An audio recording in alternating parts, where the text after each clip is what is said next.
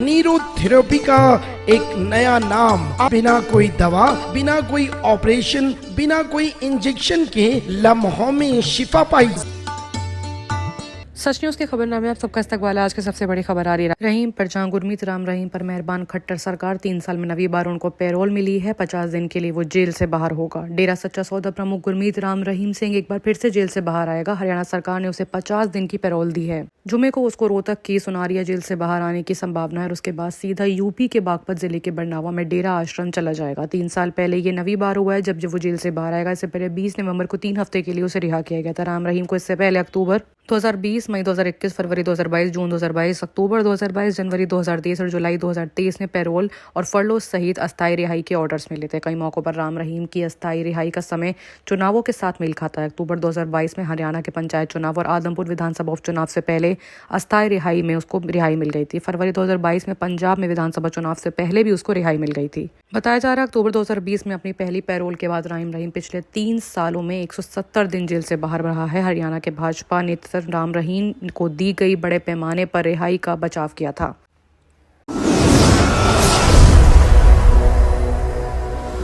दूसरी बड़ी खबर आ रही है राम मंदिर को लेकर। भीड़ के सामने भावुक हुए पीएम मोदी। लड़खड़ाती जुबान में उन्होंने बातें कही। नरेंद्र मोदी का इमोशनल वीडियो सोशल मीडिया पर काफी वायरल हो रहा है। भावुक होकर प्रधानमंत्री नरेंद्र मोदी ने कहा कि काश मुझे भी बचपन में ऐसे ही घर में रहने का मौका मिलता। पीएम का ये वीडियो सोशल मीडिया पर काफी वायरल हो रहा है। महाराष्ट्र के सोलापुर पहुंचे प्रधानमंत्री मोदी भावुक हो गए। कार्यक्रम के संबोधित हुए पीएम मोदी अपनी भावनाओं पर काबू नहीं रख पाए और उनकी जबान लड़खड़ाने लगी। पीएम मोदी सोलापुर में पीएम आवास योजना के तहत देश की सबसे बड़ी सोसाइटी लोकपंड करने पहुंचे हैं। सोशल मीडिया पर प्रधानमंत्री मोदी भावुक होने का वीडियो काफी वायरल हो रहा है। जनता को बात करते हुए प्रधानमंत्री ने आवास की तरफ इशारा करते हुए कहा कि चीजें जब देखता हूं मन को संतोष होता है। हजारों परिवारों के सपने जब साकार होते हैं तो उनका आशीर्वाद मेरी सबसे बड़ी पूंजी होती है। और जब मैं इस प्रोजेक्ट का शिलान्यास करने आया था तो मैं गारंटी दी थी कि आपको घर की चाबी देने मैं खुद आऊंगा। प्रधानमंत्री ने ये बातें भावुक होकर लड़खड़ाती जबान में बोली हैं। इससे पहले पीएम मोदी ने कहा था कि मैं बने घरों को देखकर आया हूं। मैंने सोचा काश मुझे भी बचपन में ऐसे ही घरों में रहने का मौका मिलता। इसके बाद पीएम काफी वक्त तक खामोश रहे और भावुक हो गए।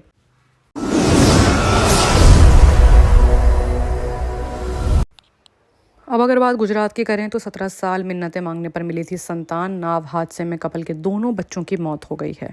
17 साल की शादी के बाद पुलिस ने गुजरात के वडोदरा में हुए नाव हादसे के मामले में 18 लोगों पर केस दर्ज किया है। पीएम मोदी, राज्य के मुख्यमंत्री ने हादसे पर दुख जताया है। मामला वडोदरा से आ रहा है जहां पर गुजरात बोट एक्सीडेंट जो कि लेक में कपल्स का हुआ है, जहां पर बच्चे मर गए। 17 साल के बाद दोनों मियाँ बीवी ने बच्चों की मिन्नतों से बच्चों को पाया था। गुजरात के वडोदरा से एक दिल जलाने वाला यह हादसा सामने आ रहा है जहाँ पर 12 साल के बच्चे की मौत हो गई। हादसा झील में नाव पलटने की वजह से हुआ जिसमें 2 टीचर्स की भी जान चली गई है। इस हादसे में कई हंसते खेलते घरों में मातम का माहौल फैल गया है। एक कपल के लिए इतना दुखा देता कि उनकी जिंदगी इसकी वजह से हमेशा हमेशा के लिए वीरान हो गई। इस माँ बाप यानी कि इस कपल के 17 साल बाद घर में बेटा पैदा हुआ था। शादी के 17 साल बाद जन्मे इनके 2 बच्चों की इस नाव हादसे में मौत हो गई है। कपल की शादी के बाद मिन्नतों से उनको ये संतान मिली थी।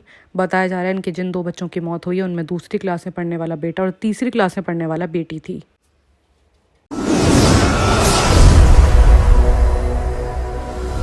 एक और बड़ा मामला भी गुजरात से आ रहा है जहां पर गुजरात के सूरत में बेहद अजीब मामला सामने आया है। यहाँ एक शख्स को अपनी ही पत्नी की कार चोरी करने में गिरफ्तार किया गया। जब पुलिस ने सख्ती से इसकी वजह पूछी तो पता चला कि उनकी कार पर लाखों रुपयों का लोन था। वो लोन का भुगतान नहीं कर पा रहा था और बैंक वाले उसकी कार उठा ले जाने की धमकी दे रहे थे। इससे बचने के लिए कार चोरी की झूठी कहानी उसने बनाई। पुलिस के मुताबिक आरोपी गोवर्धन की बीवी कंचन को इस साजिश का नहीं पता था। जानकारी के मुताबिक मामला सूरत के उतना थाना क्षेत्र से आ रहा है। 6 जनवरी को यहाँ गायत्री कृपा 2 सोसाइटी में रहने वाली कंचन ने शिकायत दी कि उसकी स्विफ्ट डिजायर कार चोरी हो गई है। कार की कीमत 4.5 लाख रुपए आंकी गई है। पुलिस ने गोवर्धन और कंचन दोनों से पूछताछ के रिकॉर्ड्स बनाए हैं।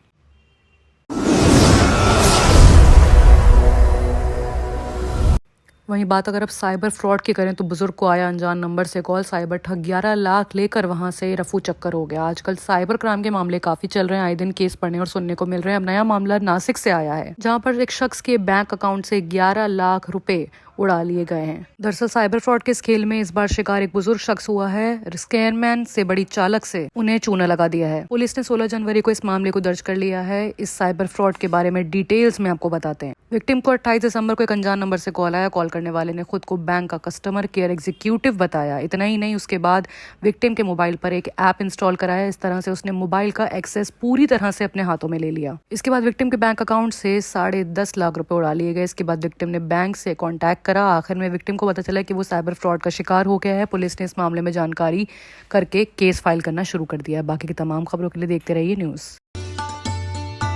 अल्हम्दुलिल्लाह, किसी भी तरह का दर्द रखने वालों के लिए खुशखबरी खुशखबरी खुशखबरी। मर्द और खवातीन, बच्चे, बड़े या फिर पुराना दर्द जैसे शोल्डर का दर्द, कमर का दर्द, घुटनों का दर्द, गर्दन का दर्द, कोहनी का दर्द या जिस्म के किसी भी हिस्से में नया और पुराना दर्द हो तो आज अभी तशरीफ लाइए। एक बार आजमाइश शर्त है। अपने तजुर्बे की बिसात पर मोहम्मद मुश्ताक साहब आज तक अल्हम्दुलिल्लाह हजारों मरीजों को शिफायाब कर चुके हैं अल्लाह के फजल से। तशरीफ लाइए। न्यूरोथेरेपी का एक नया नाम, बिना कोई दवा, बिना कोई ऑपरेशन, बिना कोई इंजेक्शन के लम्हों में शिफा पाई। मज़ीद तफसीलात के लिए हमारा पता है Shastripuram road, opposite HKGN furniture.